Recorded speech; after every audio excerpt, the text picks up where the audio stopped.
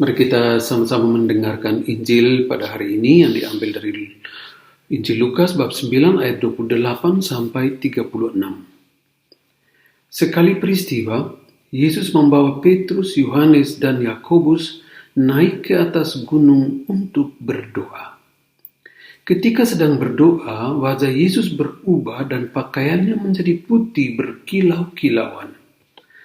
Dan tampaklah dua orang berbicara dengan dia, yaitu Musa dan Elia. Keduanya menampakkan diri dalam kemuliaan dan berbicara tentang tujuan kepergian Yesus yang akan digenapi di Yerusalem. Sementara itu Petrus dan teman-temannya telah tertidur, dan ketika terbangun mereka melihat Yesus dalam kemuliaannya, juga dua orang yang berdiri dekat Yesus itu.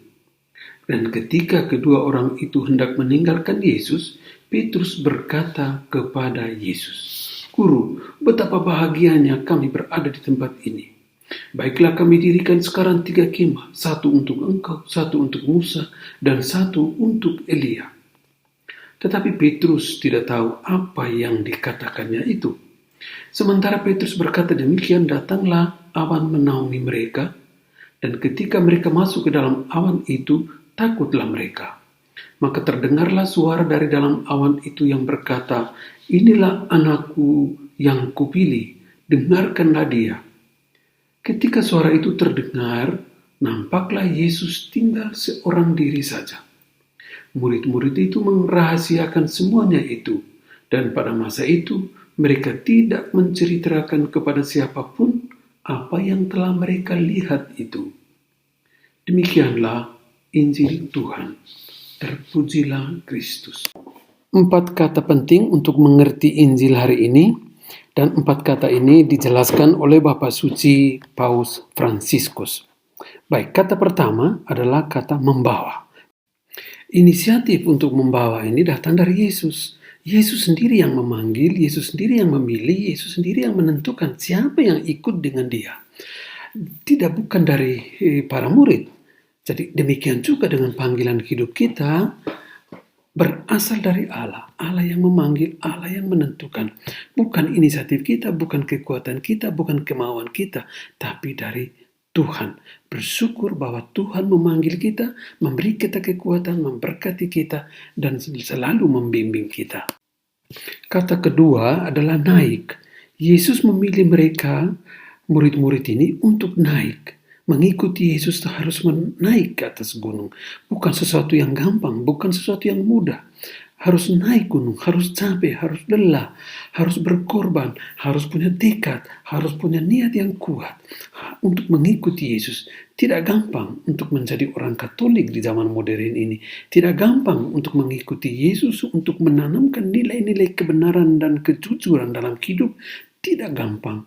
Demikian, Yesus pun untuk sampai ke atas gunung dan menikmati kemuliaan harus melalui jalan salib, jalan pengorbanan, sehingga tidak rugi kalau kita berkorban, tidak rugi kalau kita benar-benar memberi diri, karena kemuliaan yang akan diberikan oleh Allah begitu besar, begitu mulia. Jangan takut untuk berkorban, jangan takut untuk hidup jujur, jangan takut untuk hidup benar dan baik, karena kemuliaan yang disiapkan oleh Allah sangat istimewa dan mengagumkan. Kata ketiga yang penting adalah berdoa. Yesus naik ke atas gunung dan dia berdoa. Dan berdoa itu bagi Yesus adalah bagaimana untuk mengerti kehendak Allah, dan bagaimana supaya kehendak Allah ini benar-benar masuk dan menjadi kekuatan baginya. Demikian juga dia membawa segala kesulitan yang akan dia alami ke hadapan Allah. Demikian juga dengan doa-doa kita. Jangan lupa kita berdoa, karena berdoa itu adalah mengalami, merasakan campur tangan Tuhan di dalam hidup kita.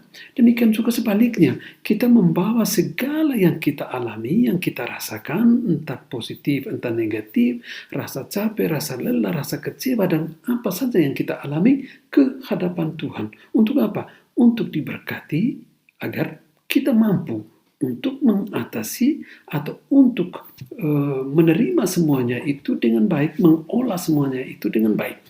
Jadi doa itu kita berusaha untuk bersahabat dengan Tuhan, mengalami Allah sebagai seorang yang dekat dengan kita, Seorang yang mampu mendengarkan kita, yang tahu apa yang kita alami, yang merasakan juga apa yang kita alami. Karena dia adalah sahabat yang paling baik.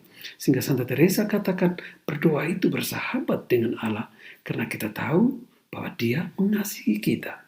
Sehingga naik ke atas gunung meskipun sudah capek-capek, kita harus berdoa. Karena disitulah kita akan menemukan kehendak Allah di dalam hidup kita setiap hari. Kata ketiga yang penting adalah Yesus seorang diri saja. Artinya apa? Artinya baik Musa, Elia, para murid, atau kemuliaan, atau apa yang akan dibangun oleh murid-murid seperti dikatakan oleh Petrus itu semuanya lenyap, hilang. Yang ada hanya Allah sendiri, Allah abadi, kekal abadi. Sedangkan yang lain daripada itu semuanya sementara. Diri kita, hidup kita, apapun yang kita miliki, apapun yang kita kerjakan, apapun yang ada pada kita pada saat sekarang ini, semuanya sementara. Yang abadi hanya Tuhan. Ketika kita berpegang pada Tuhan, maka kita juga bisa menjadi abadi di dalam Tuhan dan bersama Tuhan. Yang lain-lain sementara. Jadi janganlah yang menjadikan yang sementara ini menjadi abadi. Janganlah yang sementara ini membuat kita konflik, membuat kita tidak bagus dengan orang lain, membuat kita jauh dengan orang lain. Semuanya hanya sementara. Mengapa kita harus pertahankan yang sementara ini sebagai sesuatu yang sangat istimewa? Tidak ada. Yang istimewa, yang kekal abadi, hanya Tuhan. Yang lain daripada itu, sementara termasuk hidup kita ini di dunia ini, sementara saja. Jadi 4 kata penting yang dijelaskan oleh Bapak Suci ketika merayakan misa peringatan 400 tahun kanonisasi atau penggelaran kudus Santo Ignatius Loyola, Santo Franciscus Saverius, Santo Filipus Neri, Santo Isidorus, dan Santa Teresa dari Avila pada tanggal 12 Maret di gereja Nama Yesus yang Baik atau tempat gereja para Yesuit di Roma. Bapak Suci menjelaskan 4 kata ini. Sehingga mari kita menghayati 4 kata ini. Kita dibawa oleh Yesus, kita dalam hidup kita ini kita naik bersama-sama dengan Yesus. Yesus mengajak kita untuk mendapat kekuatannya dalam doa agar kita juga menemukan bahwa segala-galanya sementara saja. Yang abadi, yang kekal hanyalah Tuhan. Saudara-saudariku, selamat berhari Minggu. Semoga Tuhan memberkatimu semua. Dalam nama Bapa dan Putra dan Roh Kudus. Amin.